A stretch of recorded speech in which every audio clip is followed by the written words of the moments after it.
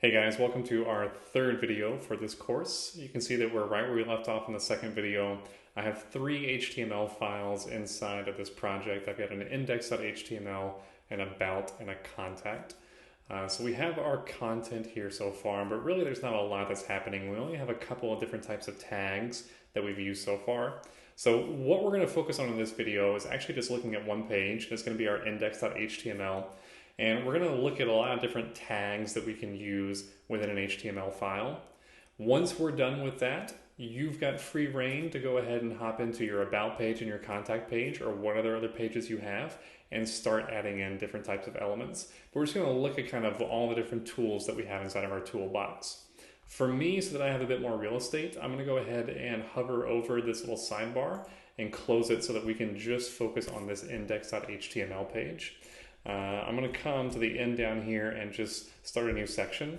And when I say start a new section, let me kind of put things into a bit of context here. One of the things that we'll commonly do within our code is write what are called comments. So if I hold down, for me, it's the command key and then the /, it's going to go ahead and create this little comment for myself.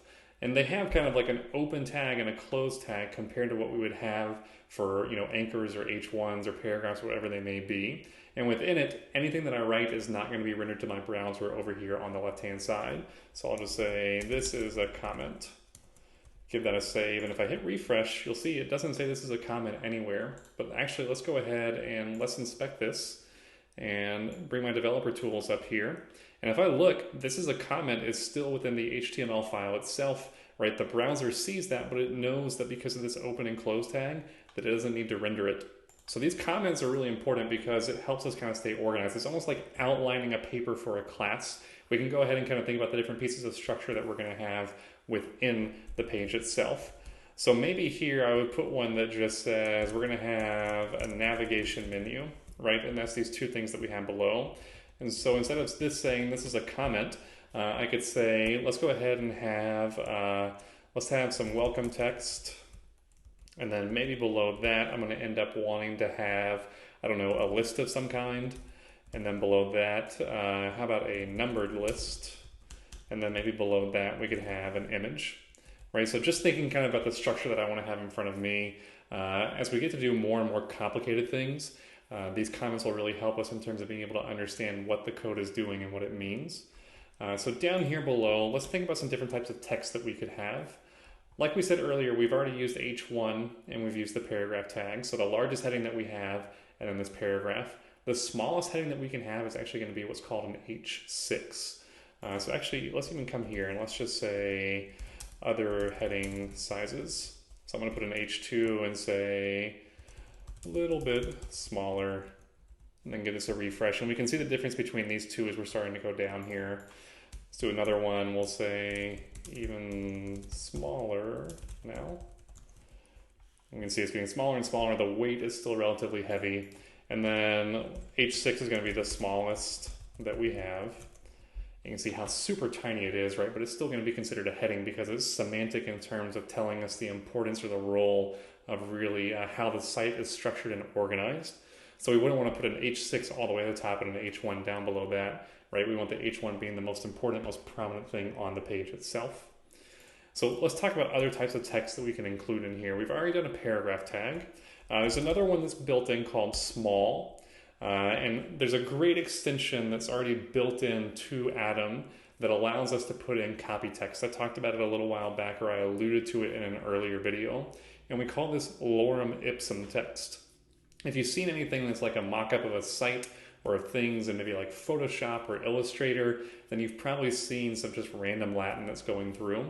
If I type in the word lorem and then hit enter, and then give that a save, it's going to give me all this great dummy text that I just have in here that doesn't really make any sense and doesn't really say anything, but it just acts as a way of me having a bit of copy in front of me so that I don't have to worry about writing all this information in myself. It's just meant as a placeholder.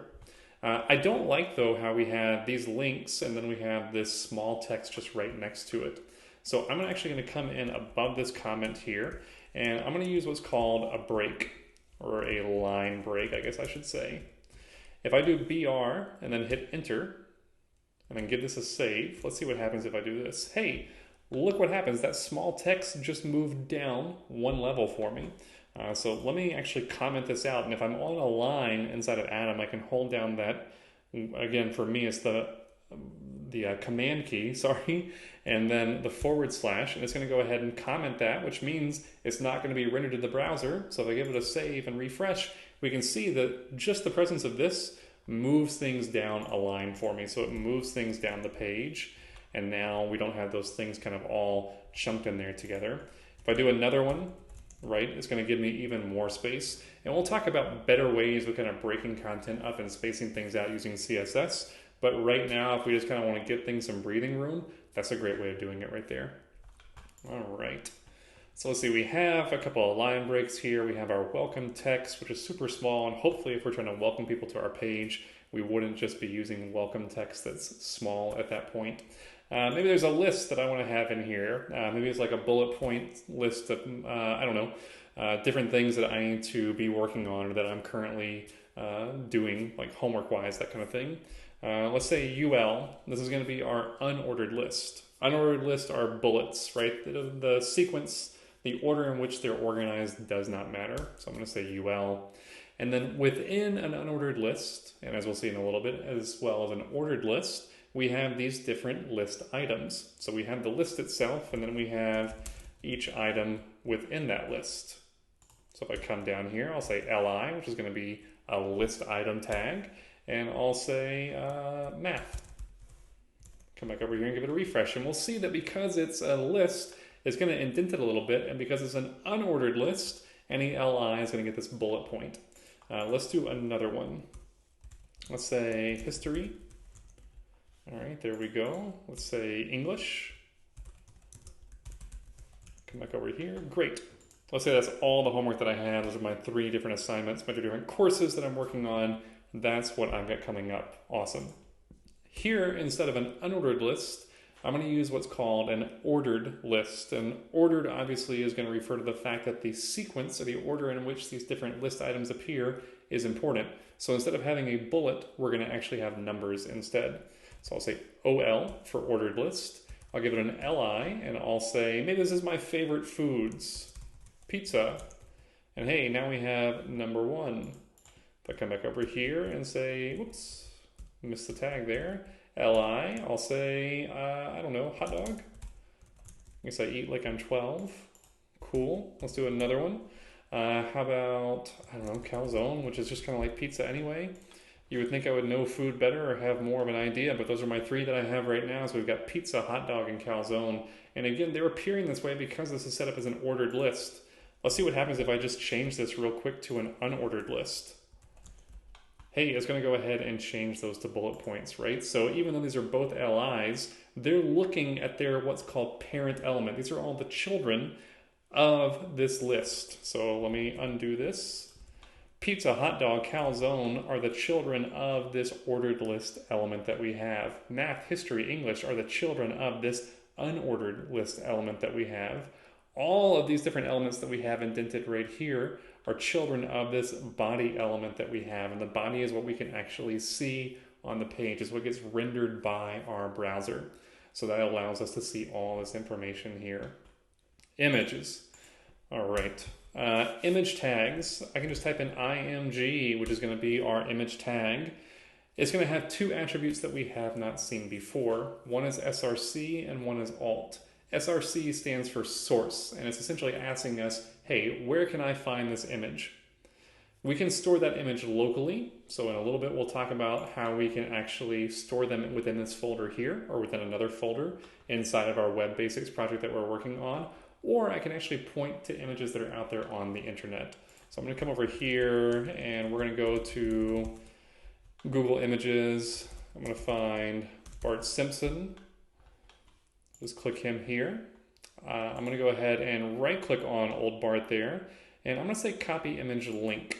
And now if I come back over here to my page, I come here to where I have this source attribute.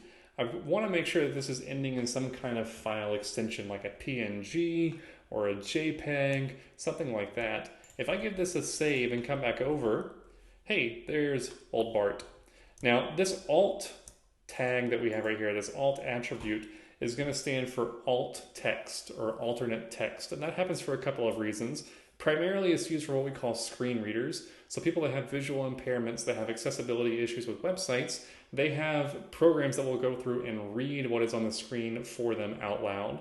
Obviously, you can't read Bart Simpson out loud as the image, so you would need some text here that describes what we see on the page. So we could just say Bart Simpson smiling in his blue shorts and red shirt with his hands in his pockets. Probably should add something about him being mischievous, but I'm sure I would misspell that, so we're going to leave it like it is. Now, if I hover over, let's see, I'm not going to get the alt text popping up. I thought I would, but that's my mistake. Let's say I make a mistake, and here's the other reason why we use alt text. Let's say I mess up something in the path of this source address for where the file is located. Like, let's say I forgot the D in upload there. If I get this to save and hit refresh, this is our alt text appearing now, right? So it's telling us, hey, there should have been an image here, but it's Bart Simpson smiling in his blue shorts. So I'll come back over here and we'll change this, give it a refresh, and we're good to go. Awesome. So that's lots of different tags or different types of elements that we can include within an HTML page. Now you guys have got some time to go through and start adding these different things to your other pages that you have within your site. We don't have to be thinking about things in terms of any kind of structure or organization or really trying to sell like a certain product or a certain idea.